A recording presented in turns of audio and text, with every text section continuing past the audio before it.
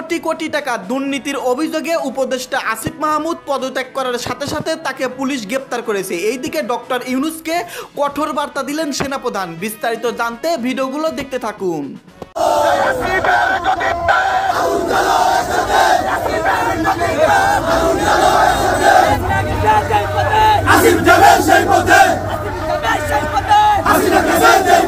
দর্শক, কুমিল্লার মুরাদনগরে আসিফ মাহমুদ সজীব ভুঁইয়া এবং তার বাবাকে নিয়ে যে ভয়াবহ ডকুমেন্টারি তৈরি করেছে বাংলাভিশন, সেটা এখন talk of the country. Doctor Yunus সরকারের যে উপদেষ্টা পরিষদ, তার কোন উপদেষ্টা এই সরকারের মান সবচেয়ে বেশি ডুবিয়েছে? আমার জবাব হবে আসিফ মাহমুদ সজীব ভুঁইয়া। ছাত্র থেকে এক লাফে অন্তর্বর্তী সরকারের প্রভাবশালী উপদেষ্টা বনে যান আসিফ মাহমুদ সজীব ভুঁইয়া। দর্শক আসসালামু আলাইকুম। আজকের ভিডিওটি খুবই গুরুত্বপূর্ণ, অত্যন্ত স্পেশাল। ভিডিওটি আপনারা সম্পূর্ণ দেখবেন। সম্মানিত দর্শক মণ্ডলী, উপদেষ্টা আসিফ মাহমুদ সজীব ভুঁইয়ার শেষ রক্ষা হলো না। তিনি পদত্যাগ করেছেন এবং পদত্যাগ করার সাথে সাথে পুলিশ তাকে গ্রেফতার করেছে। কারণ তার এলাকাবাসী, তার থানার লোকজন কঠিনভাবে আন্দোলন করেছেন, তার এলাকাবাসী কঠিনভাবে ক্ষুব্ধ হয়েছেন। তার বাবা এবং তিনি মিলে হাজার হাজার কোটি টাকা দুর্নীতি করেছে, এলাকাবাসীর সঙ্গে একেবারে চাপ সৃষ্টি করেছে, তাদেরকে অত্যাচার করেছে। এই জন্য এলাকাবাসী তার পদত্যাগ আন্দোলন করতেছে। এইদিকে উপদেষ্টা আসিফ মাহমুদ সজীব ভুঁইয়াকে গ্রেফতার করা হয়েছে। প্রিয় দর্শক, আজকের এই ভিডিওটি দেখলেই আপনারা বিস্তারিত বুঝতে পারবেন। তো বেশি কথা না বাড়িয়ে আমরা সরাসরি ভিডিও ক্লিপে চলে যাই। আপনারা মনোযোগ সহকারে বিস্তারিত ভিডিওগুলো সম্পূর্ণ দেখতে থাকুন। দর্শক, কুমিল্লার মুরাদনগরে আসিফ মাহমুদ সজীব ভুঁইয়া এবং তার বাবাকে নিয়ে যে ভয়াবহ ডকুমেন্টারি তৈরি করেছে বাংলাভিশন, সেটা এখন টক অফ দ্য কান্ট্রি। এই ভিডিও যখন আমরা করছি, ভিডিওর রেকর্ডিংটা যখন আমরা করছি, অর্থাৎ গত রাতে, তখন পর্যন্ত বাংলাভিশনে, শুধুমাত্র বাংলাভিশনেই এই ভিডিওটা 1 মিলিয়নের বেশি দর্শক দেখে ফেলেছে। এই ভিডিওটা সব থেকে বেশি ডাউনলোড হয়েছে এবং ডাউনলোড আকারে এই ফেসবুকে ভাইরাল হয়েছে। সেই ক্ষেত্রে অলরেডি কোটি কোটি মানুষ এই ভিডিও দেখে ফেলেছে। এই ভিডিওই এখন দেশের সব থেকে আলোচনার কেন্দ্রবিন্দুতে পরিণত হয়েছে। সেই ভিডিও ভাইরাল হওয়ার পরে যেটা ঘটেছে সেটা হচ্ছে কুমিল্লার মুরাদনগরে আসিফ মাহমুদ সজীব ভুঁইয়ার পদত্যাগ চেয়ে মিছিল হয়েছে। ছাত্র জনতার ব্যানারে সেই মিছিল হয়েছে। ছাত্র জনতার ব্যানার বললেও মূলত মিছিলটা বিএনপির আয়োজন ছিল, বিএনপি আয়োজন করেছে এবং একটা বড় মিছিল করে তারা শোডাউন করতে সক্ষম হয়েছে আসিফ মাহমুদ সজীব ভুঁইয়ার পদত্যাগ দাবিতে। সেখানে দেখা গেছে যে ব্যানারে আসিফ মাহমুদ সজীব ভুঁইয়ার ছবিতে ক্রস মারা, সেই ছবিতে লাথি, জুতা, স্যান্ডেল মারা, এরকম নানা বিভৎস বাজে দৃশ্যও আমরা দেখেছি। কি হতে চলেছে এই ঘটনাকে কেন্দ্র করে? আসিফ মাহমুদ সজীব ভুঁইয়াকে নিয়ে যখন এই কাণ্ড হচ্ছে, তখন অন্য উপদেষ্টা মাহফুজ আলম তার বিরুদ্ধে ওঠা দুর্নীতির ব্যাপারে ফেসবুক স্ট্যাটাস দিতে গিয়ে একটা লেজে গোবরে অবস্থা তৈরি করেছেন। আসিফ নজরুল পাকিস্তানি হানাদার বাহিনীর অপরাধ কম ছিল শেখ হাসিনার অপরাধের চাইতে, সেই মন্তব্য করে আবার ক্ষমা চেয়েছেন। আরও অনেক ঘটনা গতকালকে আসলে ঘটেছে। এই ঘটনাগুলোর আপডেট নিয়েই আলোচনা করবে এই ভিডিও। আসিফ মাহমুদ সজীব ভুঁইয়ার এলাকা কুমিল্লার মুরাদনগরে তার পদত্যাগের দাবিতে মিছিল হয়েছে এবং তার ছবিতে জুতা নিক্ষেপের ঘটনাও আমরা দেখেছি। এই দাবি যখন উঠেছে এবং সামাজিক যোগাযোগ মাধ্যমেও দাবি উঠেছে, সব থেকে বেশি আলোচনা এটাকে কেন্দ্র করেই। সেই আলোচনাটাকে একটু ঘি ঢালতে সমর্থ হয়েছেন আসিফ নজরুল। পাকিস্তানি হানাদার বাহিনীর পক্ষে অবস্থান নিয়ে কিছুটা আসিফ মাহমুদ সজীব ভুঁইয়া একটু শান্তি পেয়েছেন যে তারপরে একটা বড় ঘটনা ঘটেছে, তার ঘটনাটা হয়তো ম্রিয়মাণ হয়ে যাবে। কিন্তু তার ঘটনাটা আসলে ম্রিয়মাণ হওয়ার কথা নয়, বিষয়ও নয়। সামাজিক যোগাযোগ মাধ্যমে ব্যাপক হারে তার পদত্যাগ চাওয়া হচ্ছে এবং এটাও বলা হচ্ছে যে সরকার এত কিছুর পরেও তাকে সরকারের মধ্যে রেখে নিজেদের নিরপেক্ষতা প্রশ্নবিদ্ধ করছে এবং এই সরকার যে নিরপেক্ষ নয়, আসিফ মাহমুদ সজীব ভুঁইয়া সরকারে থেকেই নির্বাচন করার প্রস্তুতি নিচ্ছেন। আগামী নির্বাচনে তিনি সংসদ সদস্য হিসেবে প্রতিদ্বন্দ্বিতা করবেন। তার বাবার দেয়া তথ্য মতে এই ব্যাপারগুলো প্রচণ্ড সমালোচিত হচ্ছে এবং সমালোচিত হচ্ছে বলেই তার পদত্যাগের দাবি উঠছে। প্রশ্ন হচ্ছে যে আসিফ মাহমুদ সজীব ভুঁইয়া কি সত্যিই পদত্যাগ করবেন? বিভিন্ন দিক থেকে কি সেরকম ইঙ্গিত পাওয়া যায়? সরকারের কোনো পক্ষ এই ব্যাপারে কোনো কথা বলছেন না। এই ব্যাপারে যখন কোনো কথা বলছেন না, তখন আমরা মাহফুজ আলমের একটা ফেসবুক পোস্ট, যেটা নিয়ে আমরা একটা ভিডিও করেছিলাম, সেই ফেসবুক পোস্ট গতকালকে রাতে, গভীর রাতে, রাত 3টার দিকে, রাত 2:51 সম্ভবত তিনি ফেসবুক পোস্টটা দিয়েছিলেন। সেখানেই তিনি বলেছিলেন যে নতুন একটি দলের কয়েকজন মহারথী এতে জড়িত, অর্থাৎ তার বিরুদ্ধে যে 6.5 কোটি টাকার পাচারের অভিযোগ করা হয়েছে, সেটার সঙ্গে নতুন দলের কয়েকজন রথী মহারথী জড়িত। সবই প্রকাশ পাবে। একটা সার্কেলে সবাই যখন দুর্নীতিগ্রস্ত, কিন্তু একজন কোনো টাকা ধরছেন না, এটা কার সহ্য হবে? এই কথাটা তিনি 2-3 বার লিখেছিলেন। এই পোস্টটা পরবর্তীতে তিনি আবার এডিট করেছেন এবং এডিট করে যেটা করেছেন সেটা হচ্ছে যে নতুন একটি রাজনৈতিক দলের কথার জায়গায় কয়েকটি রাজনৈতিক দলের রতি মহারতি এভাবে চেঞ্জ করেছেন। যখন মাহফুজ আলম এই পোস্টটা দিয়েছেন তখন থেকেই সমালোচনা শুরু হয়েছে যে মাহফুজ আলম এনসিপি এবং সরকারের অনেক বড় ক্ষতি করে ফেললেন এই পোস্টের মাধ্যমে। যখনই তার উপরে প্রেশার গেছে সরকারের পক্ষ থেকে, তখনই তিনি সেই পোস্টটা এডিট করেছেন, সংশোধন করেছেন। নতুন একটি রাজনৈতিক দলের জায়গায় কয়েকটি রাজনৈতিক দলের রথি মহারথীরা এভাবে লিখেছেন, এবং একই সার্কেলের সবাই যখন দুর্নীতিগ্রস্ত এই বাক্যটা তিনি ফেলে দিয়েছেন। তার মানে হচ্ছে যে তিনি সরাসরি এনসিপিকে টার্গেট করেছিলেন, এনসিপিকে আক্রমণ করেছিলেন, এনসিপির সবাই যে দুর্নীতিগ্রস্ত সেটা বলার চেষ্টা করেছেন, এবং এই সার্কেলে একমাত্র তাকেই দুর্নীতি এখনো ছুঁতে পারেনি এই কথা তিনি বলার চেষ্টা করেছিলেন। তাতে করে যেটা হয়েছে সেটা হচ্ছে যে এনসিপির যে সার্কেল, সেই সার্কেলে আসিফ মাহমুদ সজীব ভুঁইয়াও পড়েন, তিনি বাদ দিয়ে অনেকেই পড়েন, নাহিদ ইসলাম সাবেক উপদেষ্টা তিনিও পড়েন। সবাইকে কলঙ্কিত করার একটা ব্যাপার তার পোস্টে দেখা গেছে। সেখান থেকেই আলোচনা উঠেছে যে তিনি সরকার এবং এনসিপি দুই পক্ষকেই বিপদের মধ্যে ঠেলে দিলেন কিনা। আসিফের কারণে সরকার বিতর্কিত হচ্ছে, এটা যেমন সত্য, আবার মাহফুজ আলমের এই স্ট্যাটাসের কারণে সরকার এবং এনসিপি দুই পক্ষই বিতর্কের মুখে পড়েছে, এটাও সত্য। এই ঘটনা যখন আমরা দেখছি তখন আসিফ নজরুলের ইউটার্ন দেখেছি। তিনি পাকিস্তানি হানাদার বাহিনীও এত খারাপ ছিল না যত খারাপ শেখ হাসিনার আমলে কর্মকাণ্ড হয়েছে, এরকম মন্তব্য করে তীব্র রোষানলে যখন পড়েছেন তখন তিনি দুঃখ প্রকাশ করেছেন এবং সেখানেও আবার কারণ দর্শিয়েছেন, দুই পক্ষকে তুলনা করেছেন, সেটাও এক ধরনের ধৃষ্টতা, এবং তিনি কিন্তু ক্ষমা চাননি।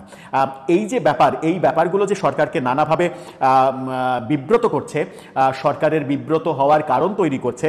আসিফ নজরুল মুক্তিযুদ্ধকে অপমান করেই সুখ পান কিনা, এবং আসিফ নজরুলের এই মন্তব্য সরকারের মন্তব্য কিনা, সরকার এই মন্তব্যের সঙ্গে একমত কিনা, সরকারের উপদেষ্টারাও সেম চিন্তাধারা লালন করেন কিনা, এই বিতর্ক কিন্তু উঠেছে। তার মানে হচ্ছে যে আসিফ মাহমুদ, মাহফুজ আলম এবং আসিফ নজরুল তিন উপদেষ্টা একই দিনে সরকারকে বড় ধরনের বিতর্কের মুখে ফেলেছেন, এবং মাহফুজ আলমের পোস্ট এনসিপিকে দারুণভাবে বিতর্কের মুখে ফেলেছে।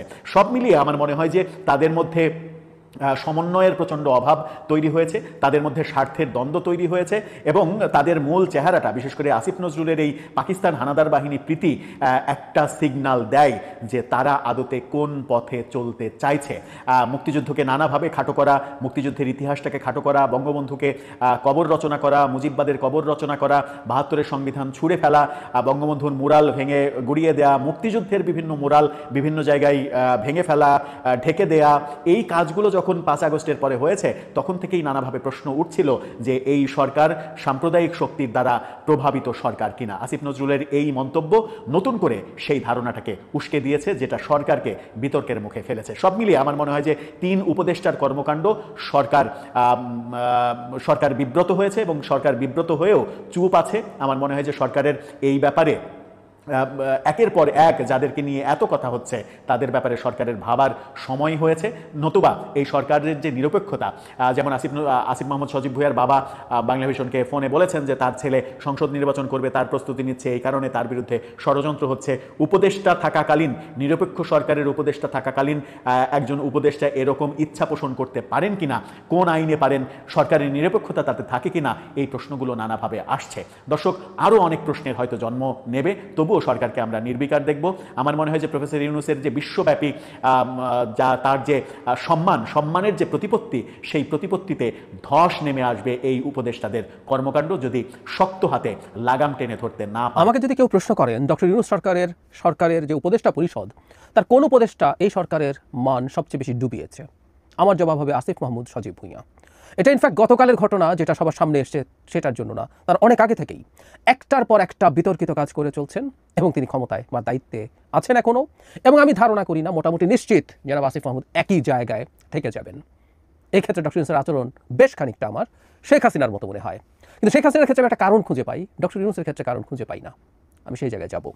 আমরা নিশ্চয়ই বাংলাভিশন চ্যানেলের একটা নিউজ দেখেছি, লম্বা একটা রিপোর্ট, যেখানে আসিফ মাহমুদ সজীব ভুঁইয়ার বাবা তার এলাকায় কি করছেন এবং উপদেষ্টা পুত্রকে ভিত্তি করে এক ধরনের মাফিয়াতন্ত্র কায়েম করছেন তিনি, সেখানে রিপোর্টে তাই বলা হয়েছে।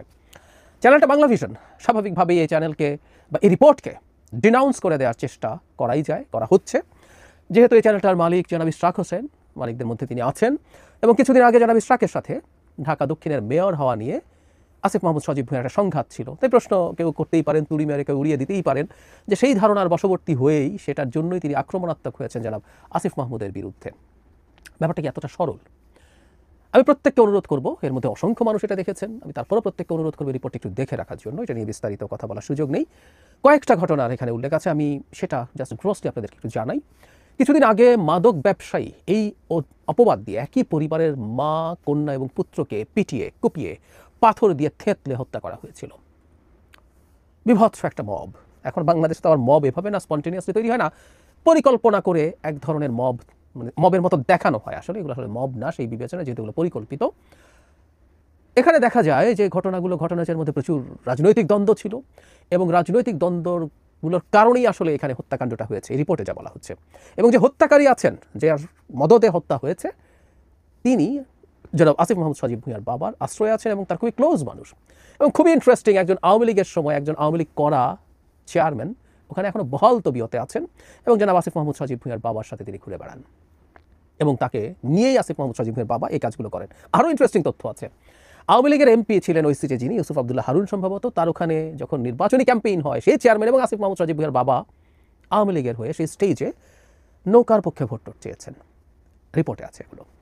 সেই পরিবারের বেঁচে থাকা সদস্যরা পালিয়ে বেড়াচ্ছেন এবং তারা জীবনের হুমকির মুখে আছেন, কারণ তারা এই ঘটনার সাথে আসিফ মাহমুদ সজীব ভূঁইয়ার বাবা আসিফ মাহমুদ সজীব ভূঁইয়া একে দায়ী করছেন। এটা একটা ঘটনা। আরেকটা ঘটনার দিকে আমি একটু দৃষ্টি দিতে চাই। তিনটা ঘটনার কথা, তিনটা পরিবার এলাকা ছাড়া এক ব্যবসায়ীর কথা আছে, আমি সেটার দিকে যাচ্ছি না। সবচেয়ে মর্মান্তিক এবং বিভৎস যে ঘটনা, এটা ভয়ঙ্কর, একটু আগে যেটা ঘটলো সেটা তো বিভৎসতম, এই ঘটনাটাও আমাদেরকে অনেক টাচ করবে। একজন স্কুল শিক্ষিকা, তিনি সনাতন ধর্মের। আসিফ মাহমুদের বাবা যে স্কুলের হেডমাস্টার, তার অ্যাসিস্ট্যান্ট হেডমাস্টার ছিলেন তিনি, সেই নারীর শিক্ষকের এক বিভৎস নির্যাতনের বর্ণনা তার বয়ানেই আছে। আমি শুনতে বলবো, ওটা নেওয়া যায় না। কিভাবে তাকে আটকে রেখে নির্যাতন করা হয়েছে, ঘন্টার পর ঘন্টা তাকে বিবস্ত্র করে ফেলার চেষ্টা করা হয়েছে অনেক ক্ষেত্রে, শরীরে জখম হয়েছে। এখানেও মব, পরিকল্পিত মব, এক নতুন জিনিস বাংলাদেশে। তারপর তাকে স্কুল থেকে বের করে গ্রামে অবমাননাকরভাবে ঘোরানো হয়েছে। জানা যায় সেটা হচ্ছে আসিফ মাহমুদের বাবা স্কুলের টাকা চুরি করেছিলেন, সেটা তদন্ত হয়, সেটা নিয়ে ব্যবস্থা হয়। সেই সময় এই শিক্ষিকা সেই স্কুলেই ছিলেন, সেই ক্ষোভ তিনি উগরে দিয়েছেন, কারণ তার এখন হ্যাডাম তৈরি হয়েছে না, তার ছেলে উপদেষ্টা হয়েছে এবং এ ধরনের অক্ষম মানুষের হাতে, যে খুবই নন সিগনিফিক্যান্ট মানুষ, তার হাতে যখন ক্ষমতার হ্যাডাম যায়, তাদের পরিস্থিতি কোন জায়গায় যায় আমরা দেখতে পাচ্ছি। ছেলে বলি আর বাবা বলি, অত্যন্ত প্রান্তিক জায়গায় থাকা মানুষের হাতে ক্ষমতায় যাওয়ার এক বিভৎস পরিস্থিতি তৈরি হয়েছে। কোনো একদিন খোলামেলাভাবে হয়তো কিছু কথা বলবো। বিভিন্ন জায়গায় আরও নানান কিছু, ওর পুকুর দখল করো, মাছের যে পুরো সব চাষ হচ্ছে সেটা সহ দখল করে ফেলো, হেন কিছু নেই তিনি করছেন না। কোত্থেকে হয় এই ক্ষমতা আমরা খুব ভালো মতো জানি, না জানার কোনো কারণ নেই। তাকে যখন জিজ্ঞেস করা হয়েছিল, তিনি একবারই কথা বলেছেন ফোনে, তিনি দেখা করেননি। তিনি জানান যে তার ছেলে নির্বাচন করবে এই ভেবে শত্রুপক্ষ বা অন্য পক্ষ এসব করছে। খানিকটা অফ টপিক হলো বলে রাখি, আমি এর আগে এটা নিয়ে ভিডিও করেছি। একটা অধ্যাদেশ জারি হতে যাচ্ছিল এই অন্তর্বর্তী সরকার নিয়ে, যেটা উপদেষ্টা পরিষদে পাশ হয়েছে এবং আসিফ মাহমুদ উপদেষ্টা পরিষদের সদস্য হিসাবে সেখানে ছিলেন এবং তারা অ্যাগ্রি করেছেন। আমি দেখিয়েছিলাম ওটা, আমি এটা দেখাতে যাচ্ছি না, আপনারা যে খোঁজ নিলে জানবেন। অ্যাগ্রি করেছিলেন যারা এই সরকারে থাকবেন তারা কেউ নির্বাচন করবেন না। আসিফ মাহমুদ নির্বাচন কীভাবে করছেন, কেন কীভাবে প্রস্তুতি নেন তিনি? শুধু সেটা না, এলজিআরডি মন্ত্রী হিসাবে তার অনেক এই স্থানীয় উন্নয়নের বরাদ্দের ক্ষমতা আছে, তিনি সেগুলো ব্যবহার করছেন ভালো মতো। প্রত্যেকটা কনফ্লিক্ট অফ ইন্টারেস্ট কিন্তু উনি করে যাচ্ছেন। আমি প্রিভিয়াস কিছু জিনিস যোগ করতে চাই। তার বাবার সূত্রে, তার বাবা একবার ঠিকাদারি লাইসেন্স করেছিলেন হঠাৎ করে। পরে এটা যখন প্রাথমিকভাবে এটা নিয়ে এক ধরনের অস্বীকারের প্রবণতা ছিল, কিন্তু পরে যখন দেখা গেল এটা সত্য, এটা জেনুইন ডকুমেন্ট বেরিয়ে গেছে, তখন তিনি স্বীকার করেছিলেন এবং তার বাবাকে ভুল বোঝানো হয়েছিল এবং তিনি সরল বিশ্বাসে এসব করেছেন। এখানে একটু বলে রাখা ভালো যে স্কুল টিচারের ক্ষেত্রে বিভৎসতা ঘটানো হলো, সেখানে আসিফ মাহমুদের বাবাকে ভিডিওতে দেখা যায়, যে কেউ দেখতে পারেন, আবার ওই ভিডিওটা রিপোর্টটা পুরো দেখে নেবেন।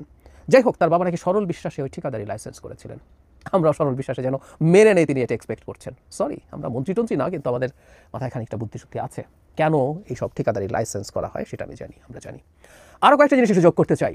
তার এপিএসকে দায়িত্ব থেকে সরানো হয়েছে, শুধু সেটা না, তাকে দুদক সম্মানিত দর্শক, আশা করতেছি বিস্তারিত ভিডিওগুলো আপনারা সম্পূর্ণ মনোযোগ সহকারে শুনেছেন এবং দেখেছেন। প্রিয় দর্শক মণ্ডলী, দেশের চলমান অবস্থা খুবই ভয়াবহ। এই সম্পর্কে নতুন করে কিছুই বলার নেই। আর নতুন করে উপদেষ্টা আসিফ মাহমুদ সজীব ভুঁইয়া এবং তার বাবা মিলে হাজার হাজার কোটি টাকা দুর্নীতি করেছে, এটা প্রমাণও পেয়েছে এবং তার এলাকাবাসীর উপর জুলুম অত্যাচার করেছে। এজন্য এলাকাবাসী ক্ষুব্ধ হয়েছেন। প্রিয় দর্শক, আজকের এই ভিডিওতে যে প্রতিবেদনগুলো দেখতে পারলেন, যে আলোচনাগুলো শুনতে পারলেন, এই সম্পর্কে আপনাদের মতামত ভিডিওর কমেন্টে অবশ্যই ঝটপট জানিয়ে দিবেন। প্রিয় দর্শক মণ্ডলী, ভিডিওটি এখানে শেষ করছি। দেখা হচ্ছে খুব শীঘ্রই নতুন আপডেট নিউজ নিয়ে। ভিডিওটি সম্পূর্ণ আকারে দেখার জন্য আপনাদের সবাইকে অসংখ্য ধন্যবাদ।